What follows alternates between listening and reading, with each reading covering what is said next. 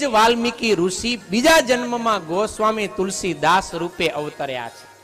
એટલે એવું રામાયણનું એમણે આલેખન કરી શકે.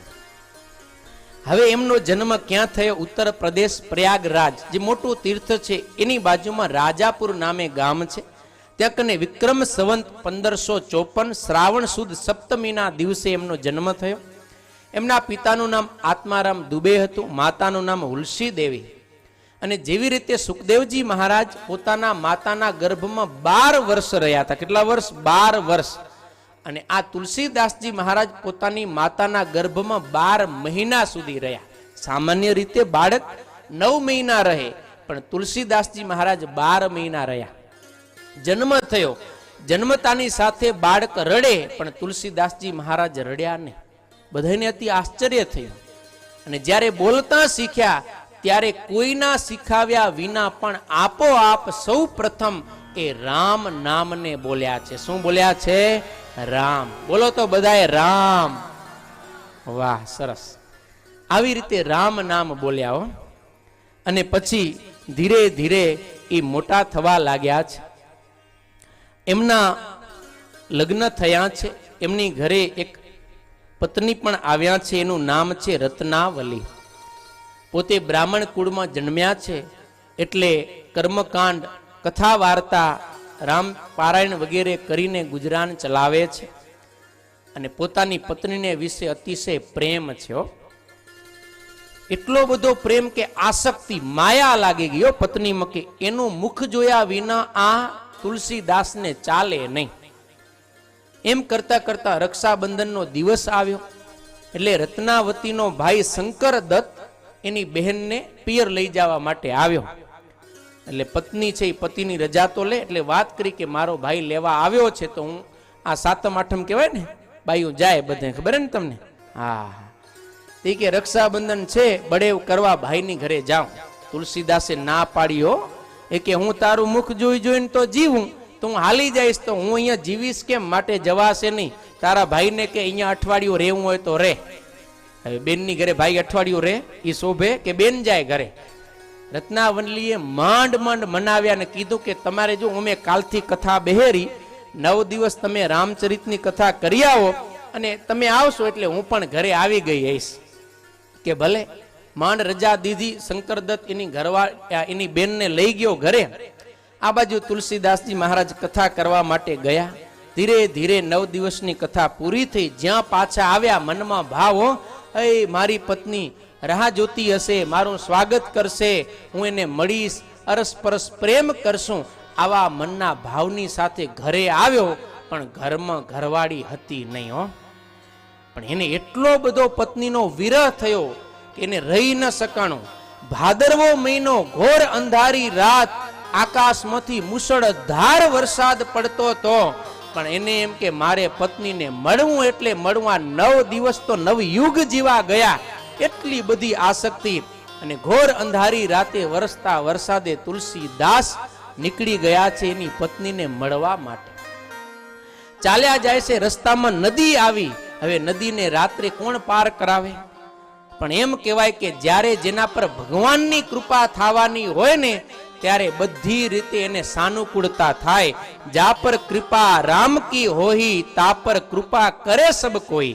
ભગવાનની અત્યારે તુલસીદાસ ઉપર કૃપા ઉતરી છે.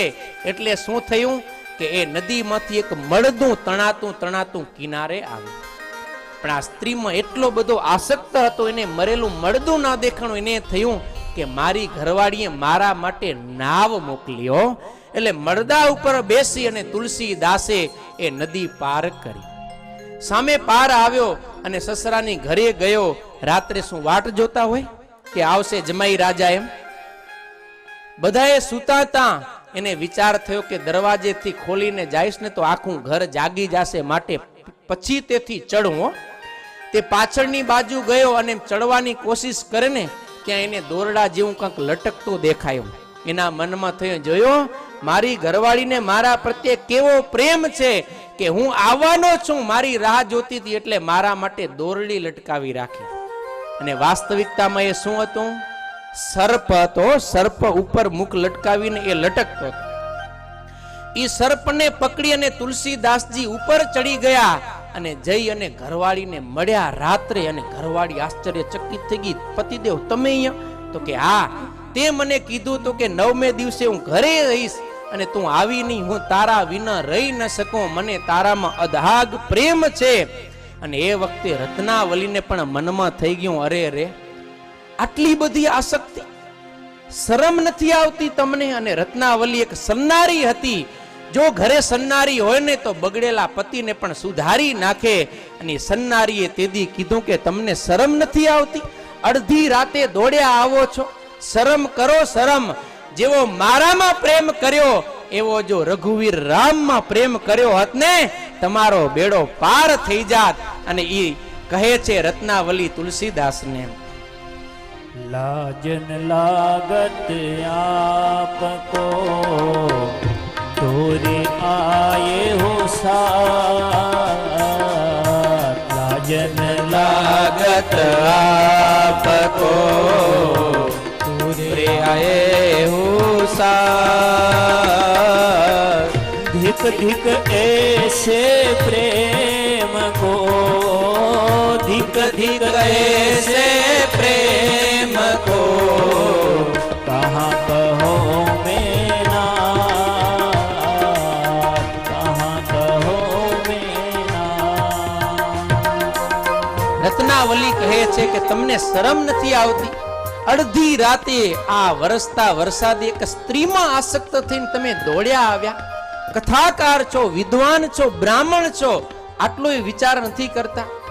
એક સ્ત્રીમાં આટલો પ્રેમ કર્યો, ધિકાર છે આવા તમારા પ્રેમને. તમે જુઓ તો ખરા હું કોણ છું.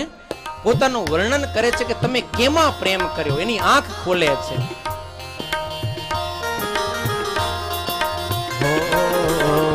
अस्ति चरममय देह मम तामे जैसी प्रीत, अस्ति चरममय देह मम तामे जैसी प्रीत, तैसी जो श्री राम मह, तैसी जो श्री राम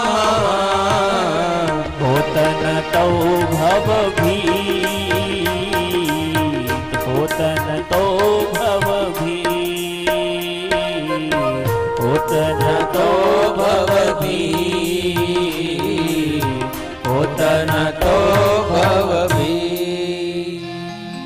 अस्ति चरममय देह मम तामे जैसी प्रीति, तैसी जो श्री राम में होतन तऊ भव भीति। હે પતિદેવ, આ ચામડાના હાડકાના માંસના મારા શરીરમાં તમે જેટલો પ્રેમ કર્યો એટલો તમે પ્રભુ રામને વિશે જો પ્રેમ કર્યો હોત ને, તમારો જન્મ સફળ થઈ જાત. અને એમ કહેવાય કે પત્નીના બાણે તુલસીદાસને એવા વાગ્યા કે એનું હૃદય આર પાર વિંધાઈ ગયું અને હૃદયમાં વૈરાગ્ય થઈ ગયો. અને એના મનમાં થયું કે બસ હવે તો મારે ભગવાનમાં જ પ્રેમ કરવો છે. અને ધીરે ધીરે એના મનના વિચારો બદલતા ગયા. એને મનમાં વિચાર થયો કે મેં દુનિયા સાથે પ્રેમ કરીને મારું જીવન બગાડ્યું, હવે ભગવાન રામની સાથે પ્રેમ કરીને હું મારું જીવન સફળ બનાવી લઉં.